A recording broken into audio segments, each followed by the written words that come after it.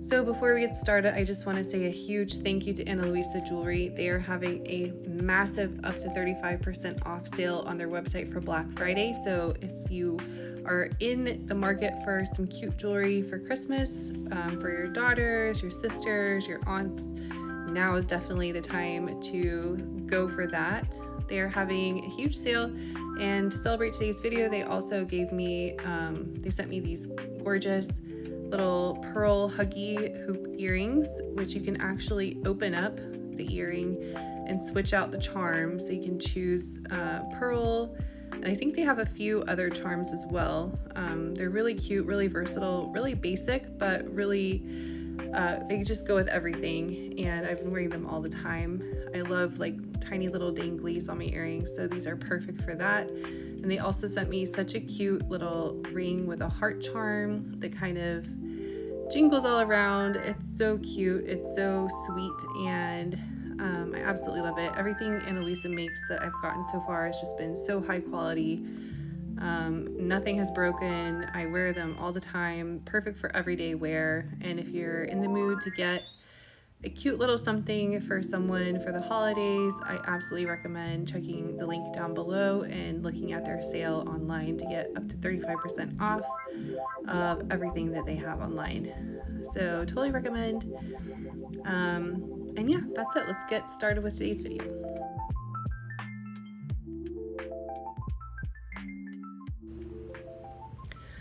Hi everyone, welcome back to my channel, Ordinary Everydays, where I talk about budgeting and personal finance, specifically my debt payoff journey and just my financial journey in general. It's a way I can hold myself accountable and stay on track, and also I just love the budgeting community on YouTube, kind of getting inspiration and motivation from everyone. So if you are on a debt payoff journey, or if you are just interested in personal finance, welcome, and let's just dive right in. So today I will be going into the October, but we're going to go into the my October budget, where we started in October, where we ended in October. I'm trying to catch back up to where we are now. But today we're going to be going into the month of October and figuring out where we're at. We do have some big changes coming up, which I'll go into next month. But this month, let's just see where we started and where we ended and how far we got on debt payoff and things like that. So in the month of October, I started off the month with $4,744 in my checking account. I ended the month with $2,977 in my checking account. And in October, I really tried to take some of the extra money that was in my checking account and spread it out for debt payoff. And I think I put a little more in savings, but I just noticed I had a high balance in my checking account that had just kind of accumulated, and I wanted to distribute all those funds to where they were supposed to go. So that's why it was lower at the end of the month. For income, I got a very small little raise, like a 1% raise or something like that, which it's better than getting laid off. I'm fine with that for now.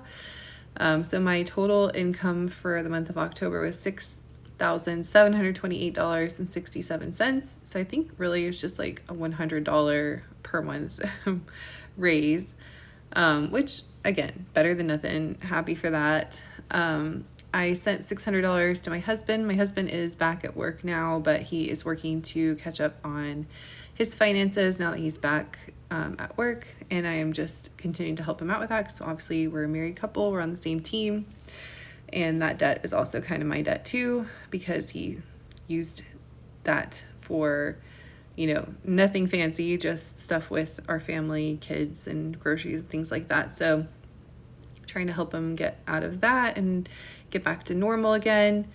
And then for other, I did quote unquote earn $28. Some of that was a Poshmark sale and some of that was just a refund.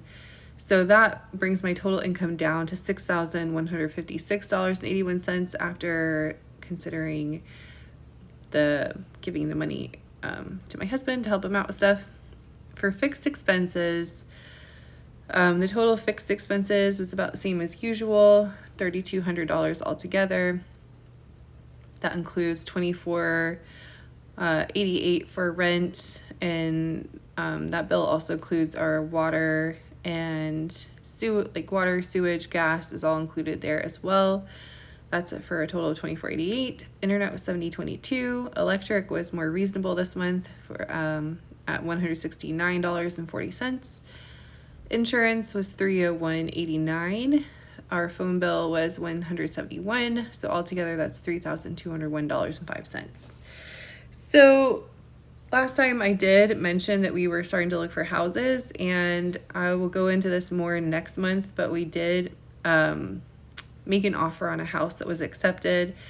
We're going through that whole process now. So this fixed expense category is going to radically change if everything works out with the sale and us buying the home starting sometime next year, like January next year. So a little scary. We'll go more into that in November when I go over my November budget.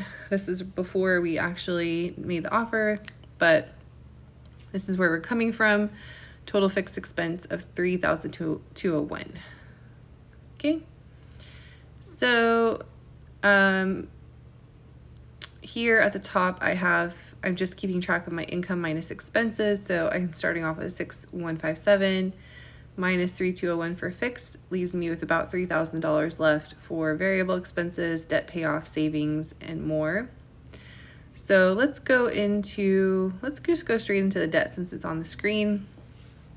So for debt in October, I personally am just down to the car loan and my balance transfer card for Bank of America, where I started off, if you look at my old videos, I started off with around $15,000 of credit card debt, and I'm now paid that down quite a bit. So let's just start from the top. So with the car loan, I did my normal payment. The balance is at the end of October was at $15,208. It started off around the $25,000 mark, so we're about $10K pay down on the car loan. One thing I've learned from watching finance YouTube channels is that it's not smart to do the really long-term car loan, like the 5-year car loan, where it takes 5 years to fully pay it off. That's something that I wouldn't have known before. I guess it's common sense, but watching budgeting YouTube channels makes me realize how much we're paying in interest over that period of time. And just, it was not, if I could go back and do it again, I would look for maybe a more affordable car and maybe do the 3-year financing. Obviously, the ideal thing is if you can pay for it all in cash, but if you can't, then just keep the financing term shorter so you're not paying so much interest over so much time. That's something that I would change if I could do it again. But we're down to $15,208 on the car loan. And I guess one thing I will say about the car loan is that it is keeping my credit looking good because it is something I'm consistently paying on.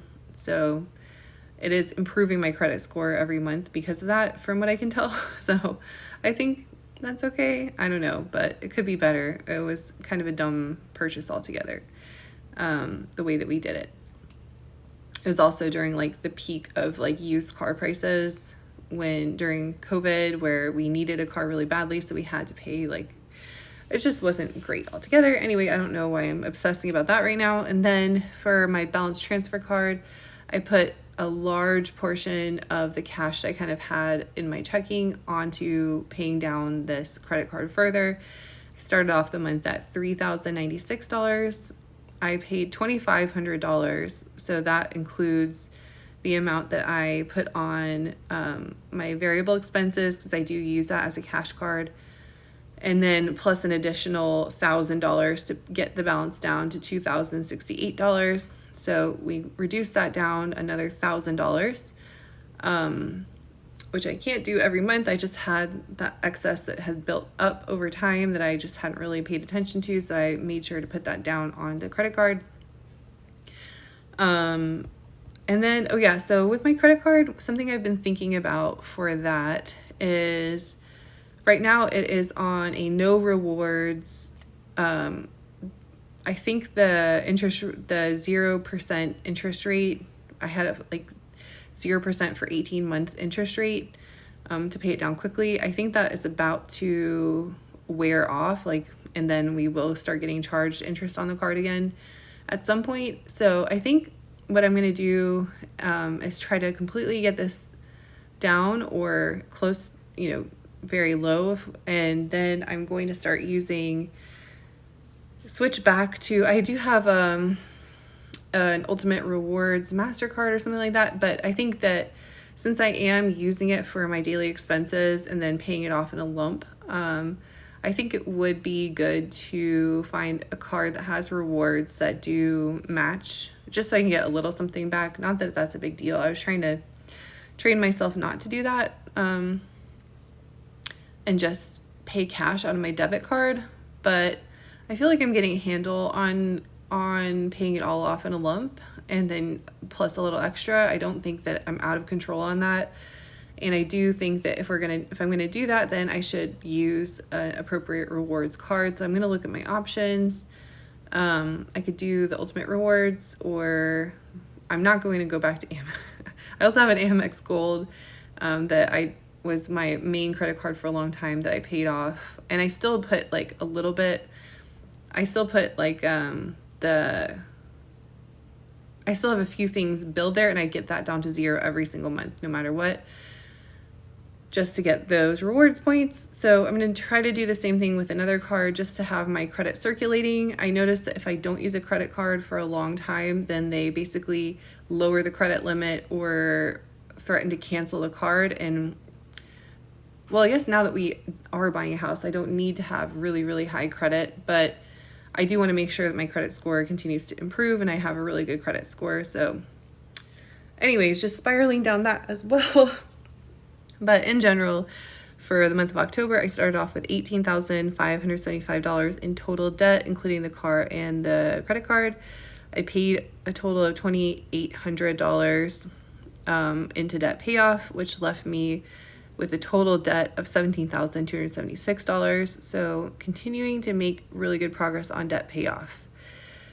Also, when we do wind up buying the house, our whole budget is going to change radically. So that will be a huge adjustment, figuring out how I'm going to weigh all these things out.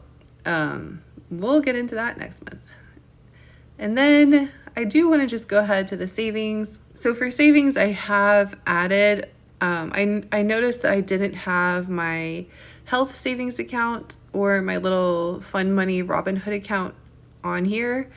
And I just wanted to get the full picture of our complete savings, or my complete savings. I did want to add those in too, because the HSA was starting to build up quite a large balance. And so I just figured that I was missing out on having that full picture there. It's not just a couple $100, it's definitely built up. So I love the HSA card. That's so awesome. And my company is super generous. And if I give a certain percentage, they give a certain percentage into the HSA. So it's free money. It's amazing. It rolls over. You can even invest it. And it's really, really good for healthcare stuff. So love that. But starting from the top, so my cash savings, I started off the month with $4,080. And I took some of that kind of money that had built up in my checking, and I put a total of $925 into my cash savings to build it back up again. I ended the month with $5,000 in cash savings. That's just my regular savings account. I think my plan is that if I could get above a $5,000 threshold in cash savings, then I'll put amounts above that into my high yield savings, just so that I do have some cash on hand if I have like something crazy happen and I need immediate cash, but then the rest of the money can build interest in high yield savings. So overall, my cash savings went up by $925. For the kids' college funds, slowly but surely adding to those, $50 a month per kid. We're ending the month with $921 and $821 for each. My older kid has the higher balance. Very, very slowly but surely with that. One thing I've been thinking about here is that the current 529 plan the kids are on is basically buying credits for college. So it's not an investment like a 401k style, invested in the market, tied to the S&P 500. It is literally paying cash for college credits. So if you pay for a certain number of credit hours, no matter how expensive college gets in the future, that amount of money will still cover the same amount of credit hours no matter what. So I thought when I first set this up that was a smart idea. However, I'm considering switching to the kind that is more like a traditional investment account that kind of goes with the market. I feel like I can get better returns. And then also the state of Georgia where we live has some tax benefits to using the state 529 plan that we're not taking advantage of currently. So I think that I will probably switch to that, and just hopefully we don't go through some kind of crazy economic crisis and all of that money gets used. But even if we do, I'm sure we still have about 10 years to go until the kids are starting college, or I guess 8 years. So we have time for that to kind of bounce back and forth a little bit. And honestly, the balances are quite low. Hopefully I can also increase my contributions to that over time. And yeah, we'll see. But that is my plan with that. For my stock money, it's continuing to sit and invest. And for the month of October, it was kind of a flat month for this stock. I had been seeing some really good gains every month, but this month it kind of flattened out and just had a gain of $178. For my high yield savings, I had that sitting, and in high yield, I haven't touched it, and that gained $119 just from the 4% interest on that account. Might be a little more than that. For my 401ks, actually, I guess the market wasn't too great in October, and that took a little dip down $372.80, but I am not too concerned about that. The market fluctuates, and that's normal to see it go up or down. Some months it'll go up $3,000, and some months it will go down a little bit. So it's just the way that it works. But still very excited to see that I finally hit the 100K mark on my 401k. That's like such a satisfying number. Like I remember back when I was younger in my career, and we did like a how to set up your 401k training session. And I looked over the shoulder of one of my coworkers who was much older than I was, and I saw his 401k balance at $100,000, and I was like so jealous of that. I was like in my early 20s. He must have been late 20s or early 30s, probably better with money than I am, and higher paid as well at the time. And he had a 100K 401k balance, and now I finally hit that landmark in my mid 30s. So I'm probably a little behind the 8 ball, but still very excited about that. And then, yeah, so for my HSA, I basically contribute very little, like maybe $10 pre-tax. And then my company, I think it's pre-tax. And then my company contributes quite a bit more. I think the total is like $1,500 per year for a family, which is amazing. It's like, it's literally like free money that we get to have. And so anytime we go to the doctors, or have a health related expenditure, we can just use the debit card that comes with it and immediately just charge it there. And so far it's just worked out really well. And then I can also choose the lower cost health plan, because overall our medical expenses as a family are quite low and not worth paying, $200 more per paycheck for a higher healthcare plan when we can pay $200 less per month and just use our HSA funds to cover copays and things like that might be a little pricier than they would be with a higher healthcare plan, but it balances out in the right way for us. And so that went up by $140 for the month of October. And also reminds me that I do need to schedule some doctor's appointments. My husband, I think, did one in November. So he is starting to use it, and our whole family, honestly, needs to go get checkups and all that stuff. So we need to use that money. But if we don't, it rolls over and it continues, and then I can actually invest it as well. So I need to figure out how to do that. I'm not sure how to do that yet, but it gives me a big sense of like comfort knowing that we do have some money set aside if there is a hospital emergency or anything like that. So that's awesome. And then last but not least, I put my Robinhood, which is literally just fun money. Like I might put $10, $20 here and there. This month I put a little more than usual because I saw some stock news pop up, and it kind of made me think like, okay, maybe I'll take advantage of some stuff before the things that were about to happen. So I put $40 in. My total balance at the end of October in my Robinhood was $490. Very, not that much money, just kind of like a little bit of fun money, gambling kind of essentially, but I wouldn't be mad to like lose it. But if it'll, so far it's gone up quite a bit since I opened that I think I started the Robinhood when everyone else did, when the whole like crypto craze happened, which was just nuts. I didn't lose money on that necessarily. But I do have a little crypto too, just to try it out. But I also invest in normal stocks as well through Robinhood. And then that balance went up by $17.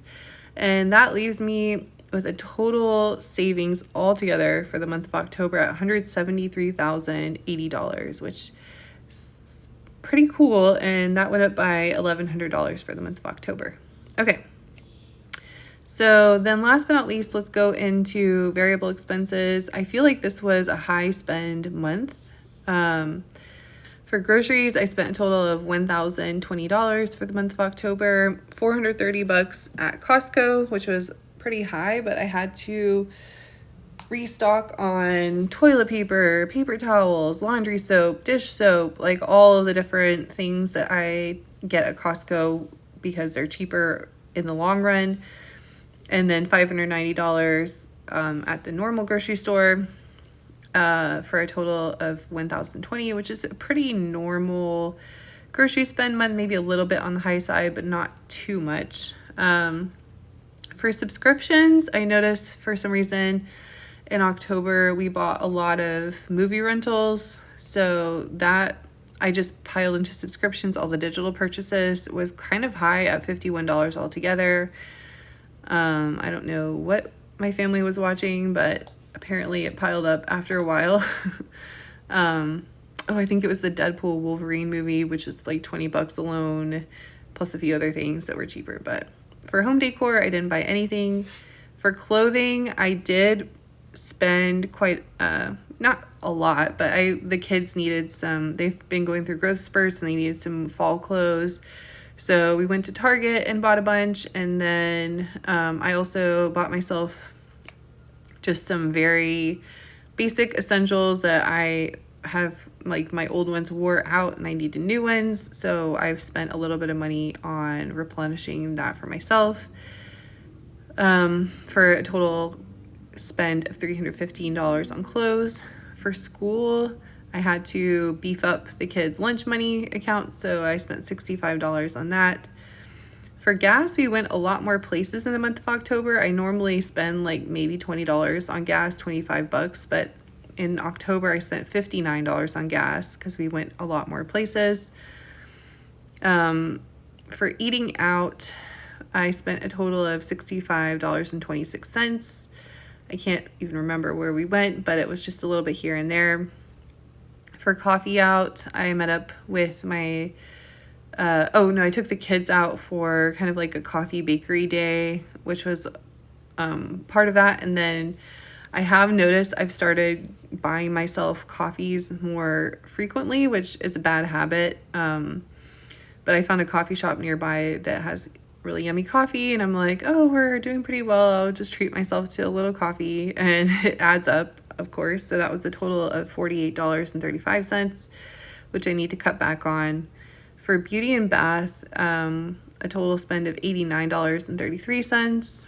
I think some of that was like vitamins, hair dye, just all kinds of different things added together.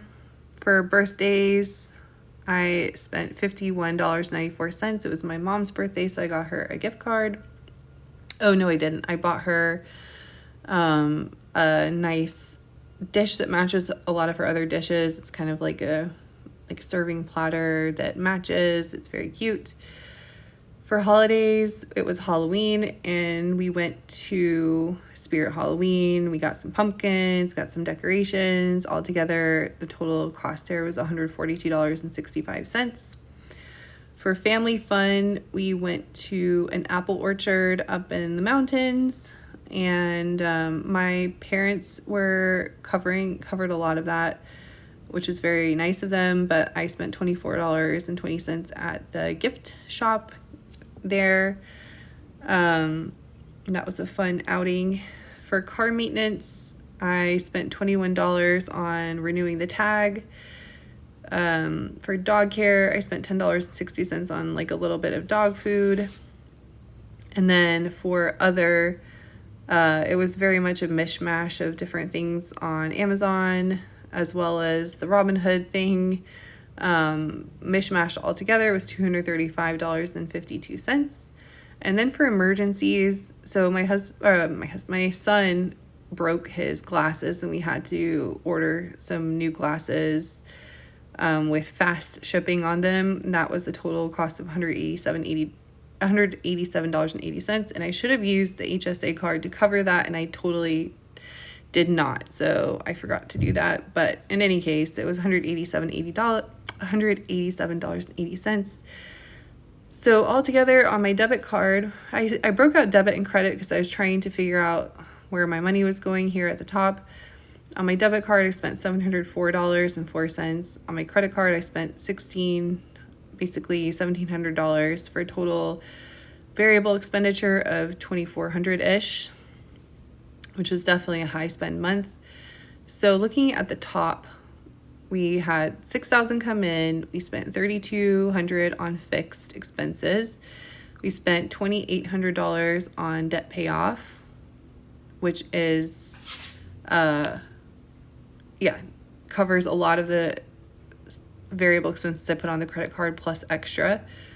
For savings, I spent $1,000, and then for variable expenses on my debit card, I spent $700, which means that we had an end balance of negative $1,500, which makes sense because if we go over here, we started off with 4,744 and we ended at 2,977, which is a reduction of $1,700. So again, I'm missing $200 in this somewhere, but it does make sense that I did take more money out of my checking and allocated it than came in, which was intentional because I had that additional extra balance in my checking account. So that is where we're at for the month of October. We are making really good progress on debt payoff. Savings is continuing to go up. The month of November is going to be the start of the wildness. So crossing my fingers, everything works out with house buying, but we found a really nice house, and they did accept our offer. We're waiting for the appraisal to finish right now. And if everything works out and we do get that, it will wildly change my monthly finances. It will not be this easy and easy breezy. It's going to be a little bit tighter, but both me and my husband feel that it is worth it, and I am extremely anxious about all of that right now. But that is it for today, guys. Thank you so much for joining. Hopefully this is helping you keep on track, or maybe you're just entertained by people talking about their money. But in any case, I'm glad you're here, and feel free to leave a comment. And yeah, let's keep going, guys, month after month. Just stay consistent and make slow and steady progress, and we can get there. So talk to you guys next month with more news, and I'll see you later. Bye.